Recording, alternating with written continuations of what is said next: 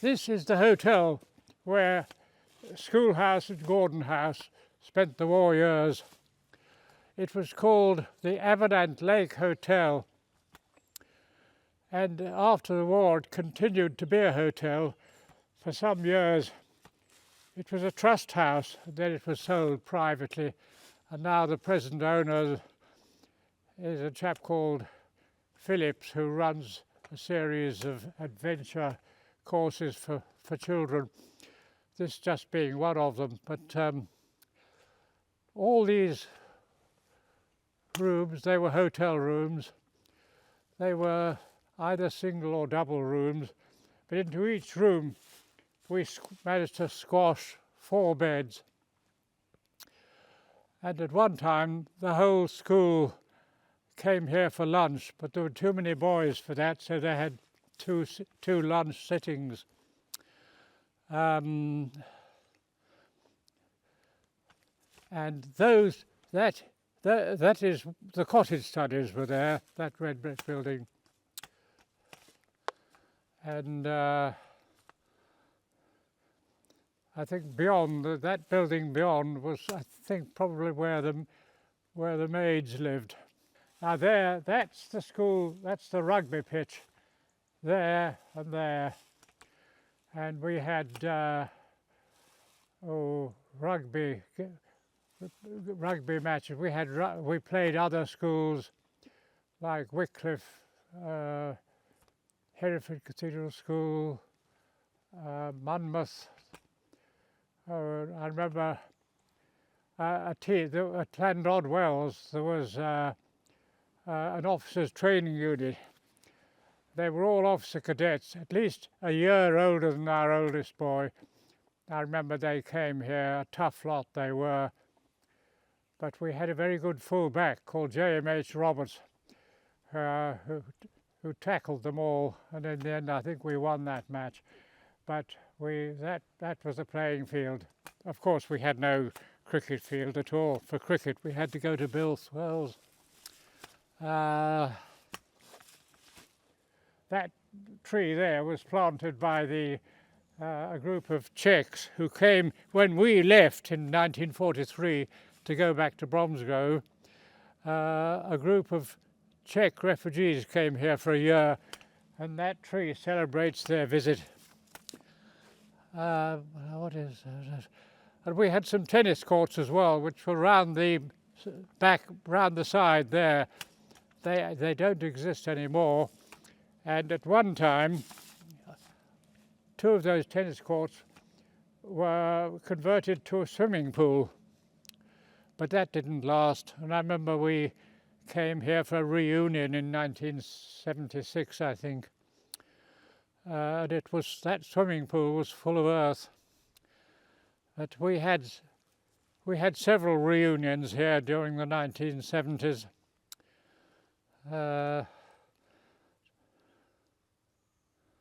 Yes, I remember one and we had one in 1987, I think, shortly after Tim Taylor had been appointed headmaster.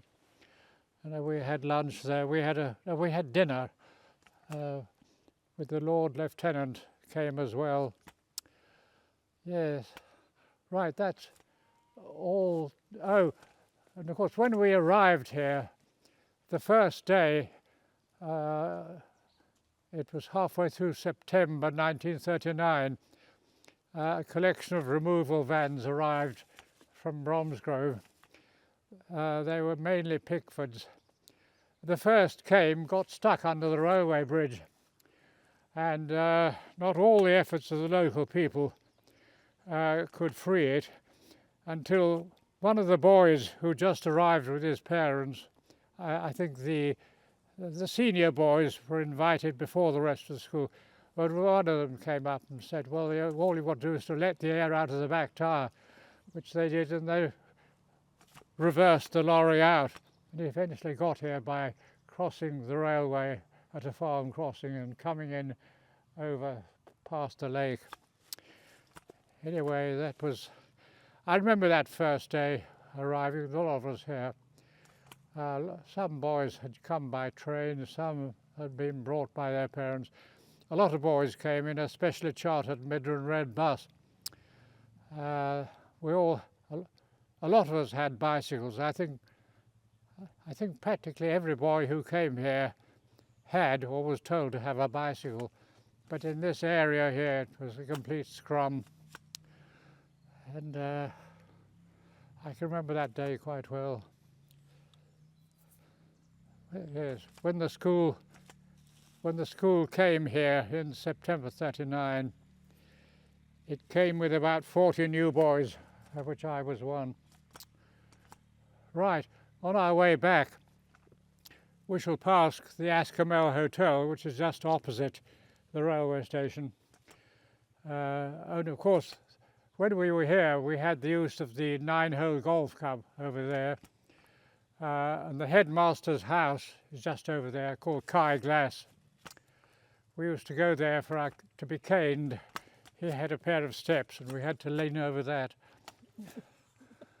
At the Askermel Hotel, it was a hotel in those days. Yeah. It was on that bend, I remember. I came over the handlebars of my bike. So I was in the sand for a week. It was the time of either school cert or higher cert.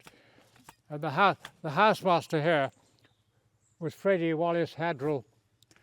I remember him bringing the exam papers several days after the rest of the boys had taken the exam. Right, well, this is the Aberdan Lake, which was all part of the Aberdan estate, the original Aberdan Hotel estate, owned by the Banzer family, was 200 acres. And of course it included all this and the River Irvine. And when we were at school here, we had 4 miles of fishing on the River Irvine. Now that building there was the Lake Pavilion. It doesn't look as if it's altered much. For most of our time down here, it was the handicraft shop. The handicraft master being Mr. Robinson. But there was also a classroom there, and it could have been K1. That classroom was used by Sam Darby, who was, I think he was a classics master, but he taught history and French as well. Sam Darby, he was only a master here for about a year and a half before being called up for services, for wartime services. After the war, he became headmaster of Manchester Grammar School, but I can remember Sam Darby very well. He was a good disciplinarian and a good master. Now the lake here, in winter, certainly I can remember at least one winter when the whole village spent about 6 weeks frozen up. But this lake here was a sheet of ice, and we all skated on it. Some of us bought skates, others had skates sent from home, but we all skated on that lake. And when at last the thaw came, the ice got thinner and thinner, and the headmaster then made skating on the lake forbidden because it was unsafe. The ice was too thin. But there were a couple of boys, I think they were twins, called Murdoch. They went on skating on this thin ice, and I always remember one of the Murdochs skating down here, and he was preceded by a wave of ice.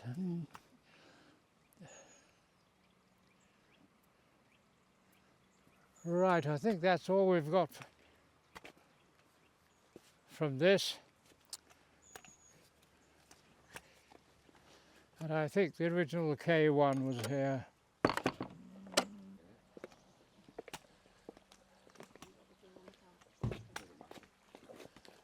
Well, this was, and still is, Ardwin, which was the where Elmshurst spent the war years. The housemaster at Elmshurst was, I think to begin with, it could have been Tubby Mitchell, but then for most of our stay down here, it was Patrick Corey, who was also our music master. And the matron was a Mrs. Quibell Smith, whose husband, I think, succeeded Patrick Corey when we got back to Bromsgrove as music master. And they had a son called John Quibell Smith, who 20 years later became the headmaster of the Wells House Prep School in Malvern. There used to be a shop here owned by a chap called Jim Jones. Anyway, so the school will patronise him a lot. Now then, the Noyle Arms Hotel was there. That blue house there was one of the master's houses, and I think at one time the school shop was there. That yellow house there was where K7 was situated. K7 was in that part of the house on the left-hand side. It's where Nick Gillibrand used to take French and history and mathematics. Nick Gillibrand was a gentleman. He was actually an Etonian. He was blind in one eye, and the boys of K7, of which I was one, we could never remember which was his blind side. So one boy was deputed to put up a finger like that. If there was no reaction from Nick Gillibrand, that was his blind side, and that side started to play games. And I remember there was a boy in that class called Le Marchand. He opened a tin of fruit, I remember, and actually climbed out through the back window. He must have dropped down onto the pavement. This was one of the nonconformist chapels. There were several chapels we used. That was one. The vestry was situated on a balcony up towards near the roof. And the sixth form used that. I forget what the K number was. The sixth form used that classroom up. There were several classrooms actually, and the classical sixth was taken by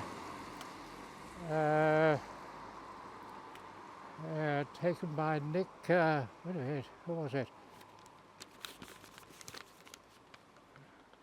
Yes, taken by Tom Jarman.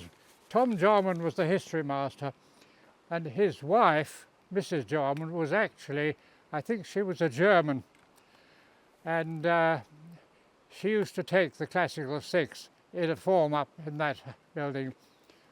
And if any of the boys misbehaved themselves, she kicked them under the table. So she became known as Hacker Jarman. We'll go down here a bit.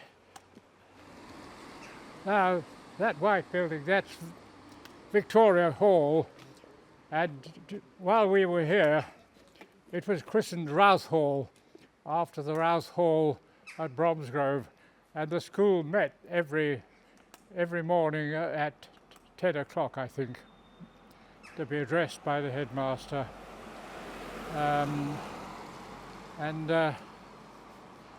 The headmaster, David Walters, he arranged for a film show there to be taken, to be shown every week as a diversion for the boys. And the film show was also available for the village, but to gain entry you had to get a ticket. And David Walters was collecting tickets once, and a lady came up and said to him, he said to her, "I'm sorry, this is for ticket only. To get inside, you must have a ticket." "Oh," she said, "doesn't matter. The headmaster is a friend of mine, and I've got special permission for him to go in." So David Walters, without batting an eyelid, said, "Well, if you're a friend of the headmaster, you'd better go in." And that was it. Now, going down there on the right, that pink-coloured shop on the right, that was the stationery shop. I think it was also the school shop, although I have a feeling that at one time while we were here, the school shop was that blue building up there. Anyway, on the first floor above that shop was the music master, Patrick Corey. And then going on, we won't go any further, but turning right, going back to the church, up above the church on the same side was a big house called Fenoni. And Fenoni was where Wendron House spent the war years. Wendron, the housemaster of Wendron House was Charlie Gray, well-known school character, about whom a book was written called Halt, Major Grey Ahead, and he was in charge of the JTC as well.